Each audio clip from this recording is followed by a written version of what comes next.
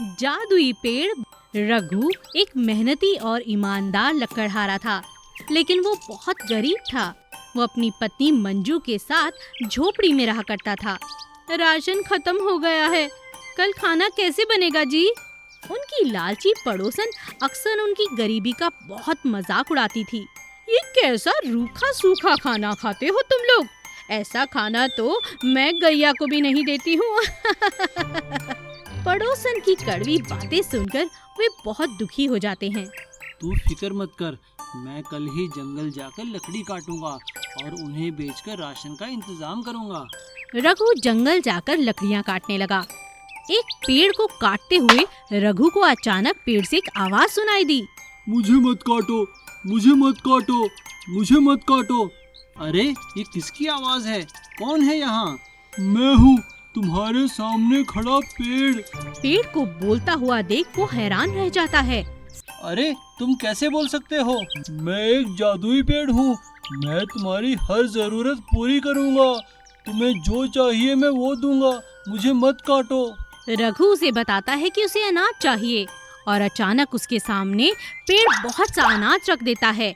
गेहूँ, चावल, दाल और हर चीज वहाँ आ जाती है।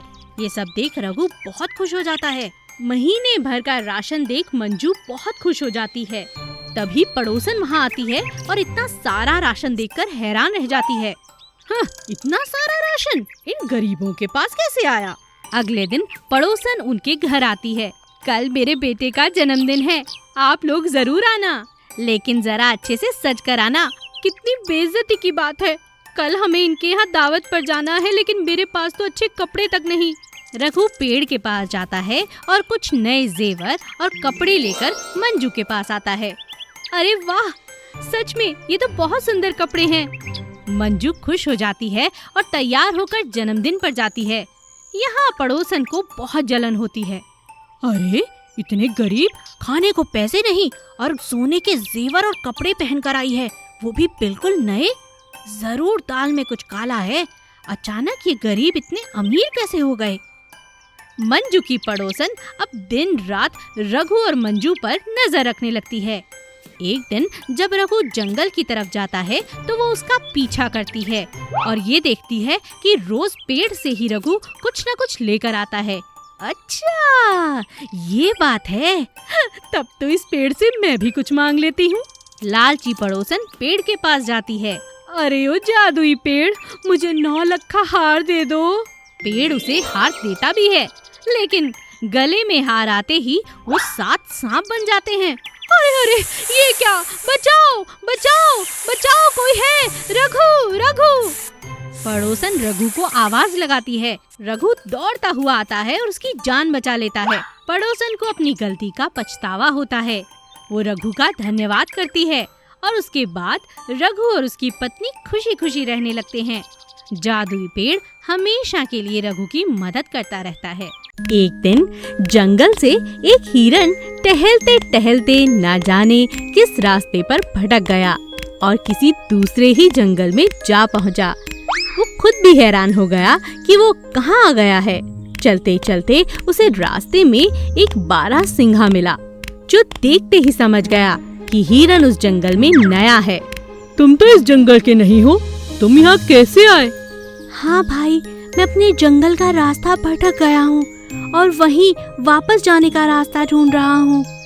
ओह, ऐसी बात है, फिर तो तुम बहुत बड़ी गलती कर रहे हो। इस जंगल में बहुत से जंगली जानवर हैं जो दूसरों को मारकर खा जाते हैं। अगर किसी ने तुम्हें देख लिया तो बहुत बड़ी दिक्कत में पड़ जाओगे। ऐसा कहकर बारहसिंघा वहाँ से चला गया और हिरन समझा, हाँ, यूं ही मुझे डरा रहा है।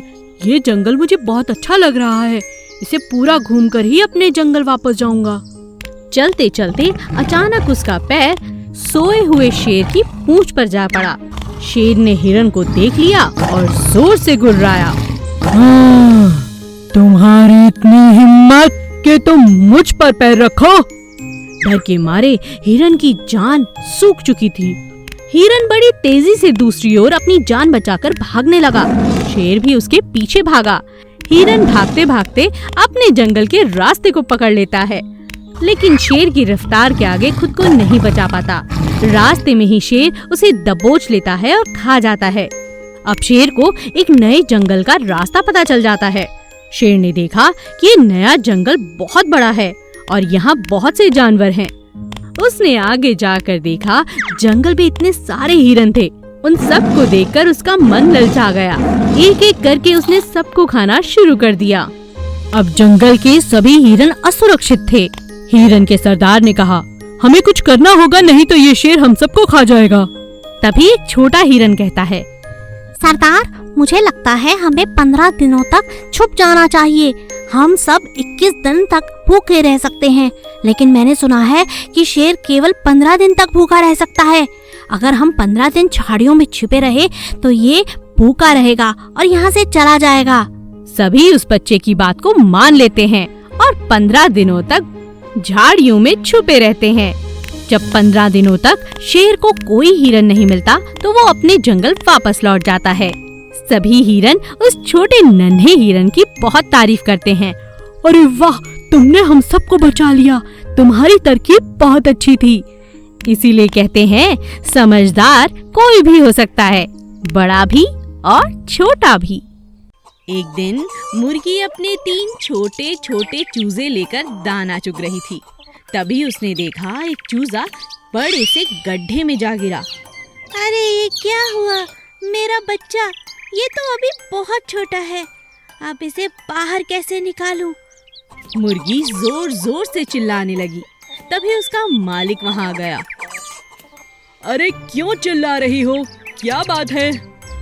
फिर उसने देखा कि छोटा सा चूजा गड्ढे में गिरा पड़ा है। उसने बड़े प्यार से उसे बाहर निकाला और उस गड्ढे को हमेशा के लिए बंद कर दिया। मुर्गी अपने मालिक को बहुत पसंद करती थी, क्योंकि वह हमेशा उसका अच्छे से ख्याल रखता था, कभी कोई कमी रहने नहीं देता था। एक दिन मुर्गी के मालिक ने मुर्गी से कहा, मुझे पैसों की बहुत जरूरत है। क्या मैं तुम्हारे चूजे बेच सकता हूँ? तुम्हें बुरा तो नहीं लगेगा ना? मुझे पैसों की बहुत ज्यादा जरूरत है मुर्गी। हाँ, बेच दीजिए मालिक। मुर्गी ने भारी मन से हाँ कर दी और मालिक ने चूजे बेच दिए। चूजे बेचकर उसे बहुत अच्छे दाम मिले। अरे वाह, चूजे बेचकर इतना अच्छा पैसा मिला। अगली बार भी ऐसा ही करूँगा। अगली बार जब मुर्गी को बच्चे हुए तब फिर से मालिक ने कहा, मुझे पैसों की बहुत जरूरत है। क्या मैं तुम्हारे चूजे बेच दूं? मुर्गी समझ चुकी थी कि अब मालिक लालची होता जा रहा है। उसने मालिक से कहा, आप इतनी जल्दी क्यों कर रहे हैं? कुछ दिन में मेरे बच्चे बड़े हो जाएंगे और फिर उनके भी बच्चे होंगे। इस तरह आपका खुद का अंडों का व्यापार हो सकता है। आप जल्दबाजी में थोड़े लालच में पड़कर गलती कर रहे हो मालिक। अब मालिक को उसकी यह बात अच्छे से समझ आ चुकी थी। मुझे माफ कर दो, तुम ठीक कहती हो। कुछ पैसों के लिए मैं कितना स्वार्थी हो गया था। आज के बाद तुम्हें नहीं बेचूंगा। इस तरह मुर्गी ने अपनी और अपने बच्चों की जान बचा ली।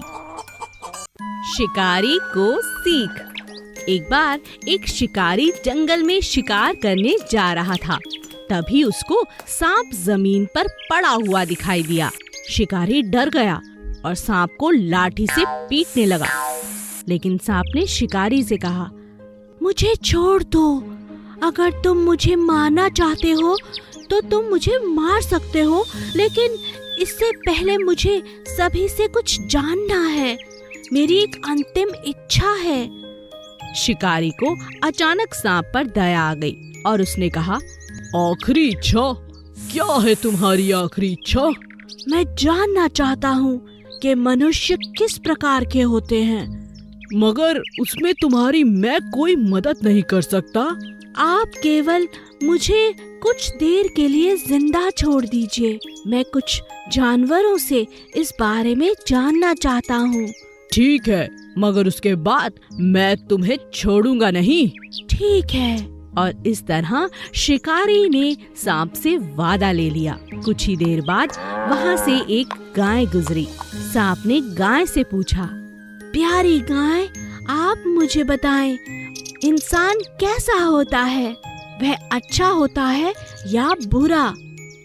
गाय ने जवाब दिया, इंसान हमें पालते हैं, मगर बदले में हम भी तो उन्हें दूध देते हैं, लेकिन कभी हमारा शुक्रिया अदा नहीं करते।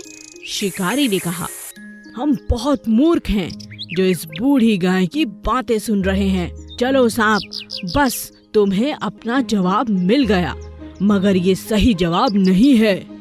तो क्यों ना मैं आते हुए बैल से ये प्रश्न कर लूं? ठीक है, कर लो। सांप ने गुजरते हुए बैल से पूछा, कृपया आप हमें बताएं, इंसान के बारे में, वो कैसा है और क्या सोचता है? मैंने अपने जीवन में बहुत इंसान देखे, कड़ी मेहनत करते हैं, लेकिन बदले में हमें केवल मारते हैं। यह सुनकर शिकारी को बहुत बुरा लगा। तुम इन लोगों की बातें मत सुनो, चाहो तो पेड़ से बात कर सकते हो, हम पेड़ों को पानी देते हैं। ठीक है पेड़ महाराज, आप मुझे बताइए, इंसान कैसे होते हैं और क्या सोचते हैं?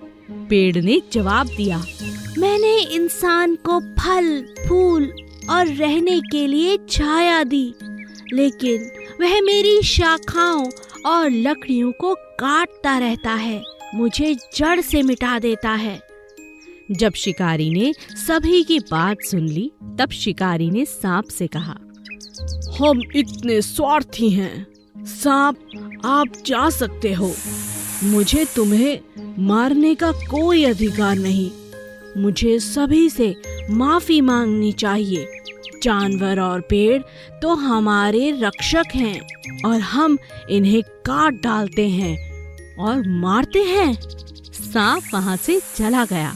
सीख, हमें उन सभी के प्रति आभार करना चाहिए जो हमारी मदद करते हैं।